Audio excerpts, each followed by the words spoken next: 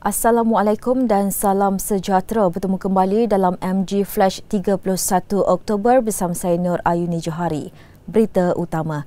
Nama penyandang Parlimen Rembau Khairi Jamaluddin dikatakan tiada dalam senarai calon Barisan Nasional BN untuk bertanding di mana-mana satu daripada 8 kursi Parlimen di Negeri Sembilan. Ketika mendapat reaksinya mengenai perkara berkenaan, beliau yang juga Menteri Kesihatan berkata akur dengan penentuan yang dibuat pucuk pimpinan parti.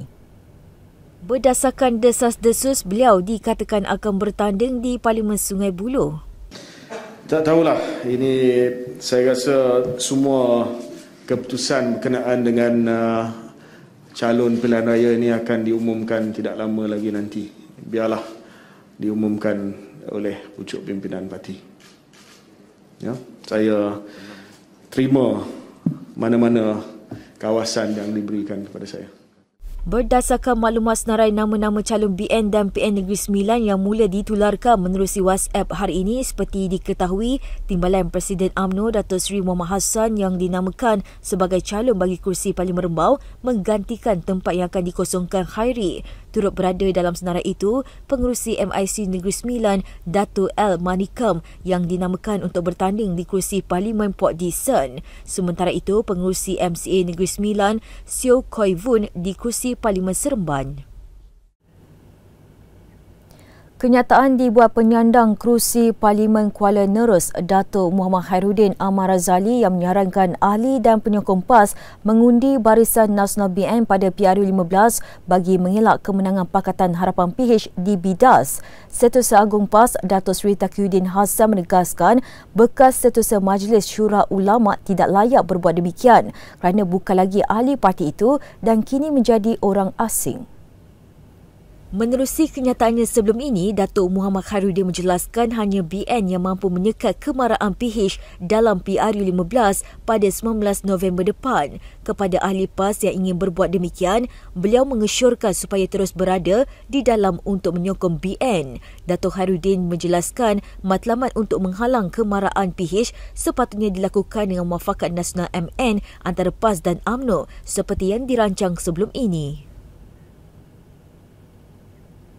Pengundi di Perak digesa untuk membuat pilihan yang tepat dan bijaksana pada Pilihan Raya Umum ke-15 PRU15 bagi memastikan kerajaan baharu kuat dan stabil. Menteri Besarnya Dato' Seri Sarani Muhammad berkata, pengundi perlu memilih gabungan parti seperti BN kerana mempunyai rekod prestasi yang cukup baik selama memerintah negara ini.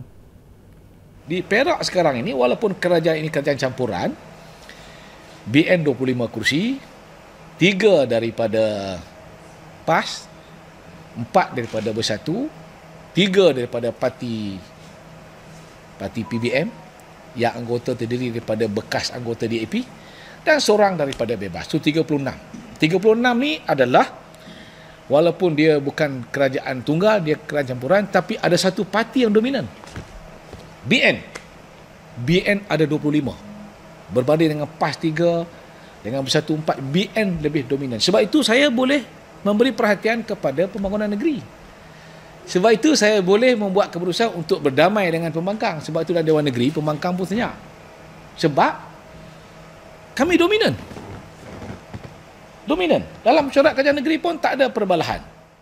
Dato' Seri Sarani berkata demikian dalam sesi temu bual eksklusif bersama media menjelang PRU15 di laman Seri Rizwan di Perak malam tadi. Beliau turut menggesa pengundi China dan India perlu memenangkan calon dari MCA dan MIC agar suara mereka dapat dibawa oleh parti berkenaan di dalam kerajaan negeri dengan memastikan mereka memperoleh lebih 30 kerusi Dewan Undangan Negeri DUN.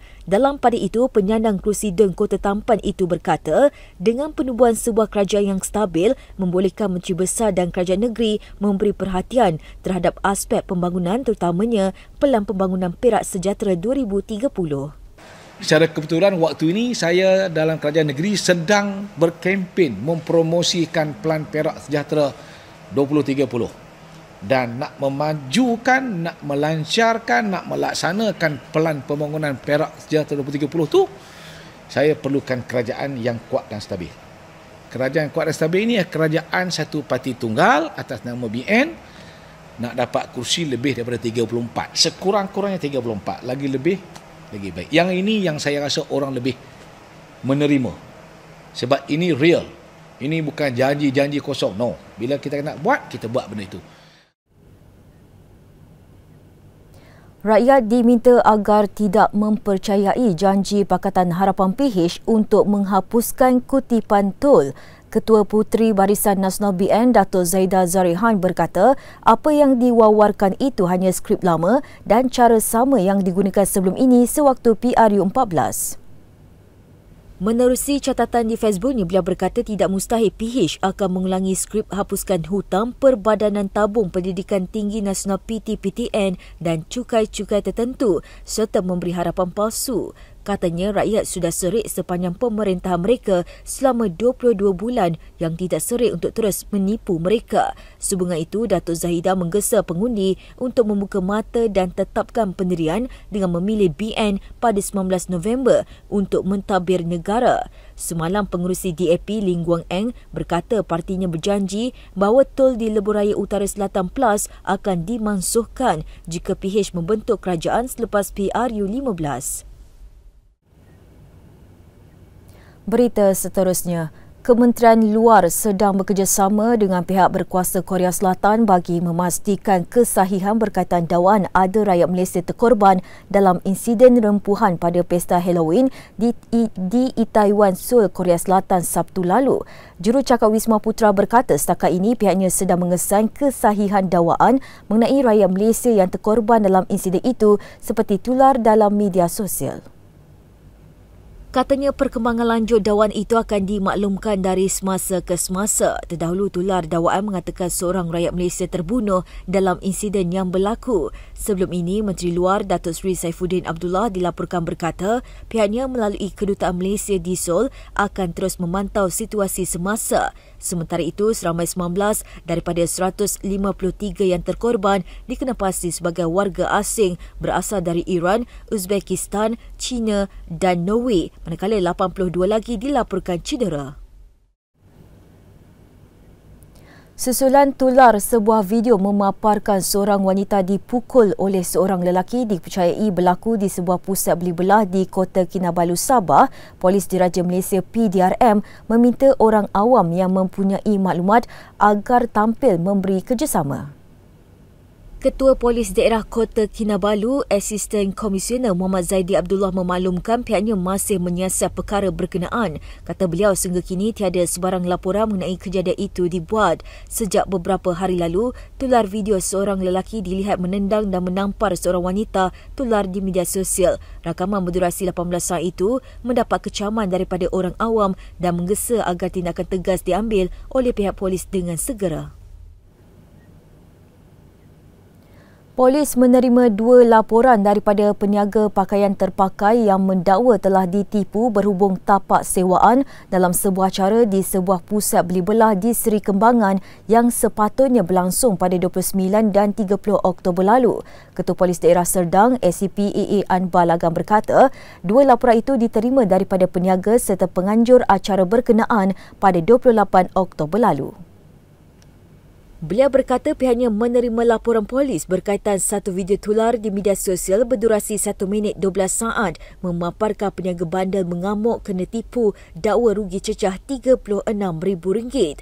Laporan itu dibuat oleh seorang wanita tempatan yang juga penganjur acara berkenaan selepas penyewa tidak berpuas hati dengan pihaknya dan mahu mereka mengembalikan wang sewaan tapak dalam acara berkenaan. Selain itu, pihak penyewa juga turut membuat laporan polis berhubung perkara itu.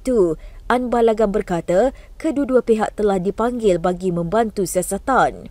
Difahamkan penganjur acara itu membuat laporan sebagai rujukan kepada pihak Suruhanjaya Komunikasi dan Multimedia Malaysia SKMM. Sementara itu, pihak penyewa mengesahkan akan memulangkan kembali barang yang diambil untuk tujuan cagaran. Bagaimanapun, siasatan lanjut berhubung kes berkenaan sedang dibuat. Terdahulu, media melaporkan acara jualan pakaian terpakai yang dijadualkan berlangsung selama 2 hari pada kemarin dan semalam bertukar kecoh apabila didatangi anggota pihak berkuasa tempatan PBT. Menurut laporan itu, keadaan bertambah teruk apabila penyelia tapak dimaklumkan pihak penganjur tidak membuat permohonan permit daripada PBT terbabit.